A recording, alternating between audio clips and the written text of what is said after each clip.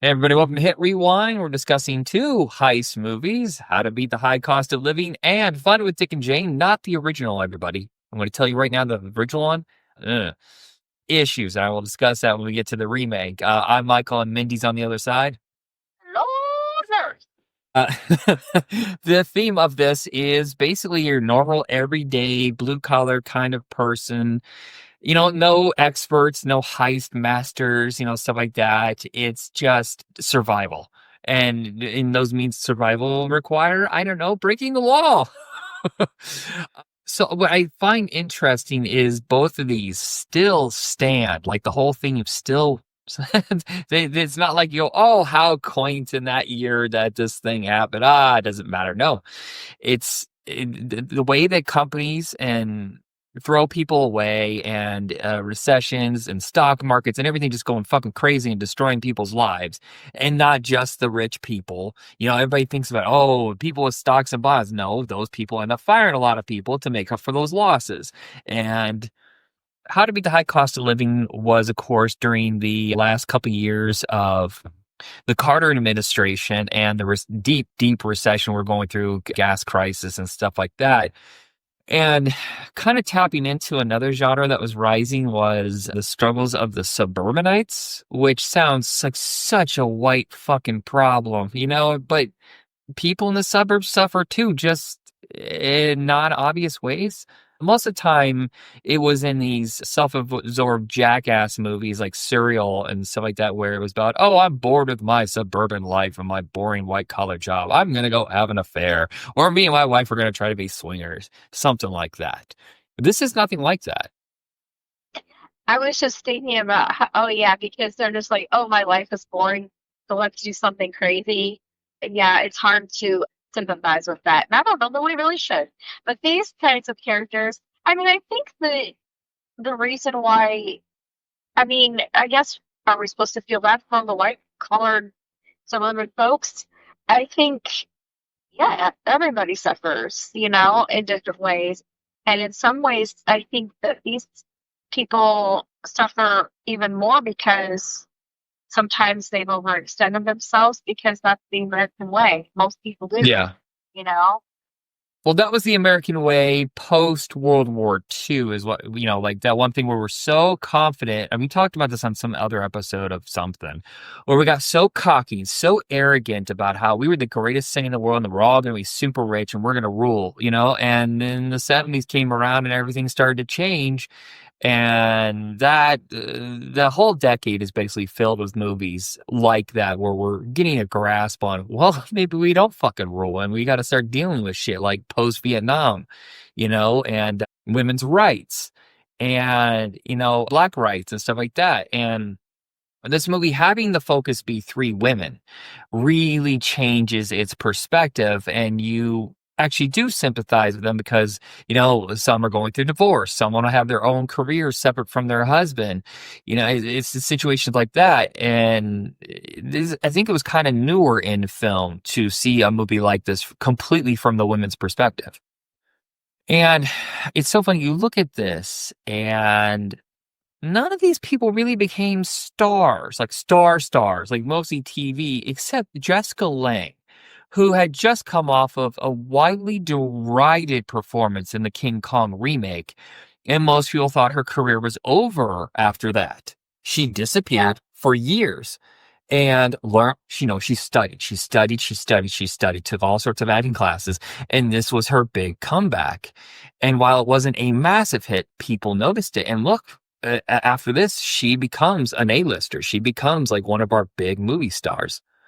I think it's so funny because out of all the people in this movie, it actually took me a while to realize that who she was. No, Because okay. I think she's really, I mean, she's beautiful and she's always been beautiful in some way, but I think that her looks have changed a lot over the years. And I don't mean that in a derogatory way. I just mean she just, I don't know, she just looked so. Actually, thought she was someone else at first. Okay. I'm not sure what it was, but for the other two and all the guys, like they're incredibly, recognizable. Jay Kirk has looked exactly the same for her entire career, No, it's amazing. and And like, she looks just the same now as she did then, in my opinion. And I don't know why I was like, oh my gosh, I just didn't realize. I don't know. Maybe she's was just got more glamorous. Yeah, yeah. She looks more like the girl next door. I believe she was a model before this, and she wasn't raised in the whole acting world. But also, it kind of puts her on different footing with everybody else because everybody else is a seasoned actor. They're all, Right. late 30s, early 40s. Whereas I think she was like 23 or 24 at the time. She was very young. And that kind of shifts the tone of if they had cast someone who was a contemporary, I don't think it would have worked as well, especially with her story. You have to see her get strong and rise up against her husband and, to take ownership over her life and her career. Whereas maybe it wouldn't have been easy to buy if she had been a decade older. I guess so. Yeah. And it's loaded I to the think gills. so. But it's also the very late 70s. So I don't know that that's entirely true. But I just still think that there was a lot of, strong, independent minded women. Or if they were, it just wasn't as acknowledged Yeah. or celebrated. I'm shocked that Jane Curtin, looking at her filmography, she's only been one of the main characters in two movies, and one of them was based off the Saturday Night Live sketch this whole time. What? Yeah, so Coneheads in this is the only time that she's ever headlined a movie. Wow, that really bugs me. She's super talented, but I don't know. Maybe she doesn't want that kind of pressure. Maybe she did this movie and it kind of was considered a flop, I think. And maybe she just didn't want to have that experience again. Yeah, I don't know. her and Susan St. James is Susan had been on SNL quite a few times during her run. They must have got along really well. And of course, after this, like 2 years later, they did the Kate and Alley show, which was on for like what, 5, 6 years. She joins the rare air of a person to have three successful TV shows. That's kind of like it's kind of like the 10-time host club, or no, the 5-timers club on. Yeah, so you have SNL, Kate Nally, Uh, and Third Rock from the Sun. oh, yeah. I mean, And she's been involved with other popular things too, like the librarians and things like that. I oh, mean, okay. she has a pretty solid career. But yeah, and it is, she had to have a lot of success in TV. Also, you know, iffy. Yeah. The I think what works about this movie is that you do spend so much time getting to know them. The chemistry with everybody is great. They're having a lot of fun building this world. And then when they finally decide, hey, the only way to do this is to rob, what do you even call those things? The domes that if you haven't seen the movie, Well, yeah, I don't know if there's an official name for it. yeah, and I was never really certain. Are you supposed to step into the ball, or you just win a prize to get all the money in the ball because you had to count the money that was flying around, get as close as possible? I, Well, they don't explain to you how it works because that doesn't matter to the plot. I yeah, mean, most of the time, what more modern versions of that I see it's sort of like a box, like a phone booth style. And yes, you step in, and then they turn the air on, and then you have to try to catch as much money flying around you in a short period of time. So I don't know how this would work because it didn't look like it had a door. It yeah, just, I don't know. I'm not sure. but that We'll becomes, never know. yeah, it becomes the whole back half of the movie is them trying to figure out, okay, how do we get into this? By the way, I have shopped in this mall twice. Yeah, it's in Eugene, Oregon, and the convention center is across the street where we'd have to go to our electronics knowledge show where they showed us all the stuff that they're going to be carrying for the last quarter for the store I work for. Uh, So yeah, the minute I saw that mall, I was like, holy yeah. So I've been there plenty of time, or a couple of times, sorry, not plenty of times, a couple of times. And I was excited. I very rarely have I been to a filming location and they're all in Oregon, I think. Yeah, and I mean it's also an interesting setting. Like I wonder why they chose that. Why does it even matter to the plot where it's set? Yeah, but it does add something to it. But it must have been kind of expensive to shut down part of a mall unless they shut at night. But what I like is like, they don't know really what they're doing, but they just have enough skills, enough intelligence to try to figure this out and how everything goes wrong. And it's not big things. It's not like big, like how movies is kind of convoluted, especially these days with heist movies, because you got to top and, other movies and try to do things that no one else done. This is kind of early in Yeah. the whole heist genre, I would say. It's really pretty. I mean, it's what? Yeah, late 70s. So it's like very, very low tech, which I appreciate, and very practical. And the problems that they come across are just like so ridiculous, but also like I believe it. Like she can't get out of her garage because her power gets shut off, and she can't get her car out, and then she can't get her car out. She can't go pick up the other lady with her canoe, and it just sort of keeps spiraling. And it's just like, but I've seen that happen. And like one of my neighbors couldn't go to work because the power got shut off because it was a power outage. It wasn't like she had to pay her bills, but you know what I mean. Yeah, yeah. And then she couldn't get out to go work. Like that still happens. That's legit. That's not some absurd life circumstance. That happens all the time. Yeah. I will say the one thing I didn't like is at the end when she's stripping to get their attention, Yeah. why they had to show the nudity. I felt like they could have just showed her from the back, and watch the audience's reaction through that shot. And that would have been less exploitative. Yeah, I guess was it also just a late 70s, early 80s thing? I don't know. Maybe. Seems Yeah. like, Well, it's funny is Tatas was in high demand. the the way the movie was originally set up, nearly 10 years earlier, with a whole different cast, different studio, it would have had, I think, more of a studio polish, and that wouldn't have happened because this is from American Independent AIP, basically. I can't remember. And then Filmways, they had just become one. They're both tiny, tiny independent companies. But originally it was by Fox. And Carol Burnett, Glenda Jackson, and then Jake Fonda, then Shirley MacLaine, Alan McGraw, Goldie Hawn, Barbara Streisand, Anne Margaret. All of these people started to drop out. And then when it switched over to AIP, it was like Margot Kidder, Diane Cannon, Sally Field, Diane Keaton. And then you're getting more of the people from television. And, it's funny how some movies turn out like that, where they think it's going to be this huge project and has slowly become something completely different. Yeah, wow, that's a lot of names attached. Yeah. Well, and the fact I that, could see it working though. yeah, and the funny thing is that in 10 years, I don't know if they even had to rewrite it because, the money problems are eternal. Yeah, the thing is, when they were at the beginning, when they're like in the car and listening to the radio or whatever, and I was like, how relatable is this? Yeah. So relatable. Like 45 years later. Yeah, I wonder. Relatable. I wonder if you could just remake this again and keep it fairly simple, or would they, like a studio meddling, go, well, we have to make this heist extremely complicated, but then that loses the simple touch of these are just normal people. That's not their thing. They would have to throw in some tech wizard, which, most of the time when they throw in that part, you're just like, this isn't believable. Because I know that technology is incredibly advanced and people are really smart, but you cannot get the answer to this problem in like 30 minutes. Like that's not you don't just crunch the numbers or whatever. You know what I mean? Yeah. It's so overly simplified, and you're just like, I don't find it believable. So I think that aspect would be hard to adjust for future things because I can't imagine not bringing that in.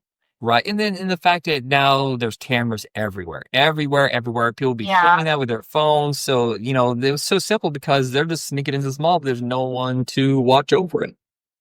Yeah, I mean, there's a few guards, but really, it's so small town, low key that they're very easy to abstract. Yeah. And I gotta say, Dabney Coleman is known for being a notorious heel in so many movies, but there's a few shining moments, and this is one of them where he is very likable and charming.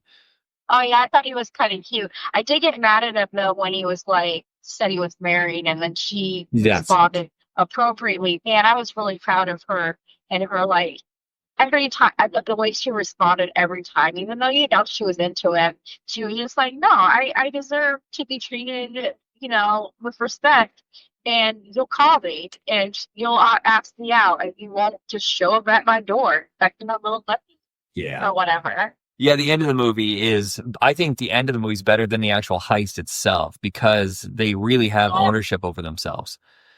All right. I So, don't think that she should take back. I don't think she should have taken back her stupid fucking husband for suing her. I think she should not have forgiven him. That's the yeah, that was first thing. bullshit, right? That's true. Especially because he was a little bitch about it. And what he did, or maybe he was gonna tell her, but he was being a douche about it. And then immediately steps out with some other chick to go to like Lover's Lane or whatever the fuck that was. And then and then did Fred Willard literally suggest that he needed to give her $250 because she was supposed to get an abortion? What was that about? Oh, I missed that. Well, they're sitting there discussing, what he really needs to get how much money he really needs to buy out the guy to own the hardware store himself or whatever. And then he says, "Well, all I really need is $250." And she said, "What for?" And he said, "Well, it's for you."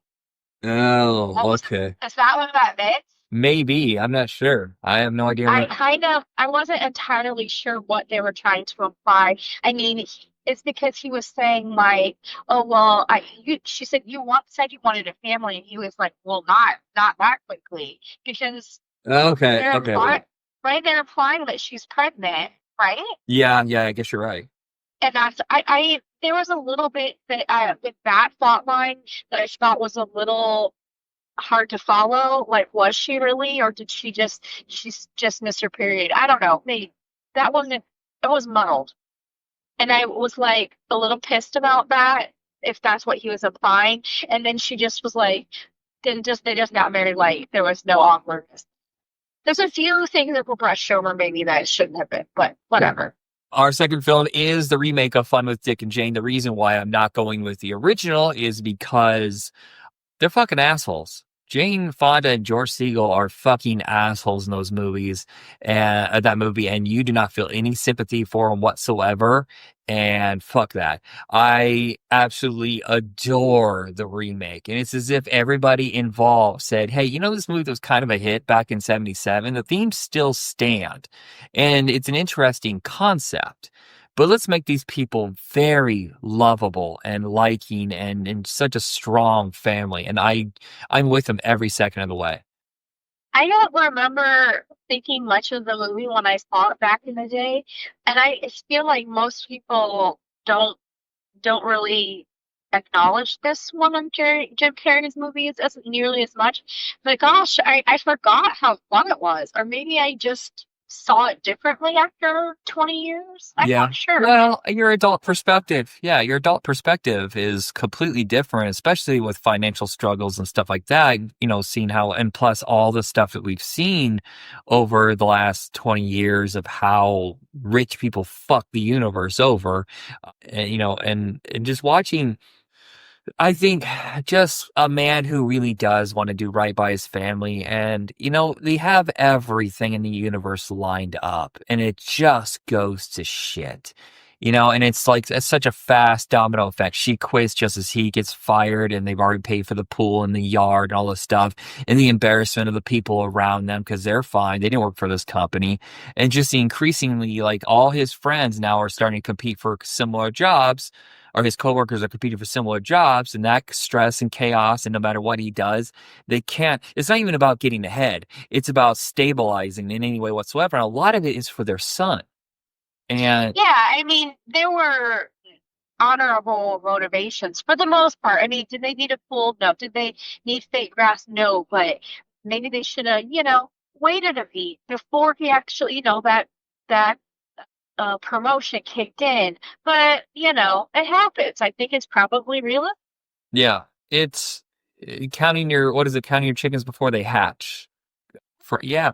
And just, he wants to just make everything right again and normalize something for his family.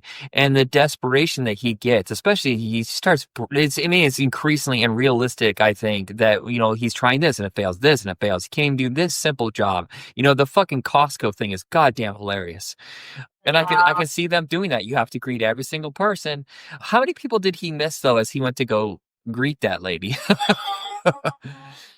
And then, just no matter what he does, it fails. And so when he loses his mind and starts stealing chunks of other people's yards for the ugliest goddamn yard you've ever seen, you get. To me, it felt very similar to the like money pit Yes. situation where you just keep chipping away at everything until he basically loses his shit in the most hilarious way. Yeah, and let's give credit to Téa Leoni, who I don't even think his name is on the top. She should have been credited, like it should have been Jim Carrey on top, and then the title of the movie, and Téa Leoni and Alec Baldwin, because my God, and I think people forget, and she doesn't act that much anymore, but people forget how much of a necessary co-star that she was during this era.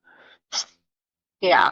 Yeah, I think that she just gets bypassed a lot because she pairs with bigger name people. Yeah, but she doesn't get in their way. She works so well with them. It's kind of like Jeff Daniels. She's a female Jeff Daniels, I would say.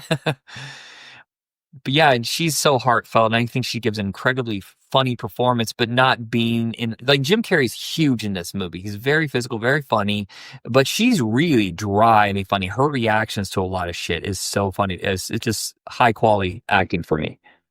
Yeah, and also like to me, it is like the situation and the reasoning behind things is relatable, but it's much more over the top in this movie than the first one, where it's just like, what?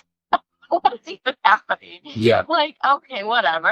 But it's still hilarious. When they're in the coffee shop and he's like, they're getting their drinks, they're getting their snacks, but they're having this normal conversation, whatever. And he's like, and don't come follow us. We're crazy people. What murder you all? And I think what makes the movie work too isn't just all of them and their chemistry. It's Judd Apatow and Nicholas Stoller writing the script to the strengths of Jim Carrey and adding so much more heart than the original. Yeah. When end, when they face off. Okay. I'm sorry to keep it up to. Wasn't meaning to. I was just looking at some of the like people who were originally considered or were involved with the movie, and I just can't see it. I can't see Schneider No. as Dick. Who? Who? That's what it says. Schneider turned down the role. It eventually went to Jim Carrey. Wow. I find that very hard to believe. Okay. I thought you said Rob Schneider and Andy Dick, and I was like, what? No. But also, I mean, originally it was Cameron Diaz was supposed to be in it, and then even when they say some other people who are considered, I don't even remember anymore. It was just Ben Stiller, Catherine Zeta-Jones. I could see Ben Stiller, maybe. Maybe he usually just plays it too like I don't know, smart. Yeah. Well, as he's gotten older, though, he's kind of. I don't know. He's settled in more into being kind of a likable schlub. I mean, he did have Meet the Parents at the time, so I could see maybe that's why they want to cast. Plus, with Judd Apatow writing it, they had already worked together so much on the Ben Stiller show and Cable Guy. So that I can see. Okay. I mean, I guess he can be likable, but. Yeah, and also let's give some credit to Dean Parasot, who I think I showed you his filmography. It's shocking how few films he has made. It's Home Fries, which I've never seen, but Galaxy Quest, and then there's a long gap, and then there's this, Red 2, and that last Bill and Ted movie, and that's pretty much it. I think there might be one other in there. That's such a small amount of films. That's so odd. Yeah, I mean, he does do a lot of TV, to be fair. That's odd, because also the guy who did How to Beat the High Cost of Living is also mostly known as a TV director. Maybe they're more comfortable that way. I don't know. Yeah, I think there's gotta be just an enormous amount of pressure and expectation, Yeah. when you're doing a film with so much money and stuff. Yeah, a lot of the TVs he's done have been pretty interesting too. Yeah. Good quality. Did you happen to notice that the name of Jim Carrey's production company at the beginning of this movie? J23. This is before he made that movie, the number 23. I wonder if this was just some sort of weird obsession and he convinced somebody to make a movie about it. Right? I Now, wonder if he's the creator. Maybe that movie was based on some idea of his. yeah, I have to look that one up. I don't remember much of that movie, to be honest, because Yeah. it's so dark. But I haven't seen it. I thought it was pretty good, honestly. I will say that Alec Baldwin really does have a good hold on useless, greedy pieces of shit monsters who will destroy anybody and everybody. To keep, I mean, he is playing basically a Donald Trump here. Yeah. Yeah, it's. Did you know that the number 23 movie is the next movie that came out? I was wondering, it had to have been really close. Huh. Interesting. Yeah, Alan Baldwin, why is he so good at theater? Well, it's so funny is because during the 90s, he was supposed to be the biggest leading man in the world. You know, they had him lined up to do so much big stuff. And then that kind of failed left and right. And then he repositioned himself in the 2000s as and Alec Baldwin kind of thing. And then he really found his funny. And that led to 30 Rock. And it's just, well, that accident was an insane shame. And I'm still not exactly sure what happened. But his career is pretty much over. He's appearing in some very low budget direct to video stuff now just to pay the bills. But there was a time when everybody's like, holy shit, Alec Baldwin's fucking hilarious. Yeah, I have a feeling that he was maybe, a scapegoat for that whole situation. I'm not to shame. Yeah. But, it happens. I mean, it happens in this movie. I think that's pretty, common that someone's a patsy. Yeah. Boy. I will say the scene where he has a showdown at the very end about I'm not walking out of here without some sort of retribution. And it's Jim Carrey hitting his peak again as he taps into this emotional stuff that you didn't think he could do because, for years, people just saw like the Ace Ventura was his only persona. You saw a glimmer of it in Dumb and Dumber when he says to Jeff Daniels, he's tired of eking his way through life and there's a tear in his eye. And like, holy shit, what's that? And then Truman Show changed everything. And this is probably his peak relatable, not obnoxious, funny, but also like when he needs to be, he can be a really great touching actor. Yeah. He has a lot of range that he has been able to show at this point, but I don't know that he still gets appropriate respect, Yeah, it's hard because there was a period where he didn't want to be a star. He would just do movies occasionally, like a little independent stuff. He didn't seem really interested in acting. And now it seems like he's going for that final run that a lot of actors do. Like Harrison Ford is clearly just doing these, hey, pay me $20 million, I'll do whatever the fuck you want. But apparently, I mean, I've seen the first two Sonic movies, but apparently he's really on top of it in the third one. But from what he talks about is like, he doesn't want to do that shit anymore. He wants to be a real actor if he's going to do any more. But when you're paid so much money, you can coast on that for a couple of years. I don't know what to tell you. I mean, I hope he's having fun, but yeah. Like I thought his show on Showtime was so freaking good. Yeah, Kidding, you guys are called? Yeah. Kidding was fantastic. And I think that it obviously was humorous, but I think that it had so much more range. And, everybody deserves to have those kinds of opportunities if that's what you're looking for in your career. Yeah. You've been acting for, for 30 years or more. You want some respect. Yeah. I mean, in acting, it's hard to establish yourself something different, no matter what genre you're specifically known for. But And it's a cliche too, the sad clown. Robin Williams, Jim Carrey, people like that who are known for being so funny and they feel like they have to constantly be funny and they can't let their guard down or they disappoint everybody. And I mean, I think in another world, Eddie Murphy is one of our great dramatic actors if he didn't get so uncomfortable revealing that side of himself. And, then he takes these huge paychecks for movies where he gets to be silly again. I don't know what to tell you because it's what the audience wants, but also like, Yeah, if you don't have confidence in it, people aren't going to follow you. yeah. I don't know. I'm just sure it must be incredibly difficult. So kudos, sir. Yeah. All right. That is it for this episode. Thank you, everybody, for listening. Thank you, Mindy. I have no like outline, like when you go out on a show, it's like, thank you for letting us steal your attention or some bullshit. Just stop this. Stop the podcast. Hang up. That's all I want. All right, bye.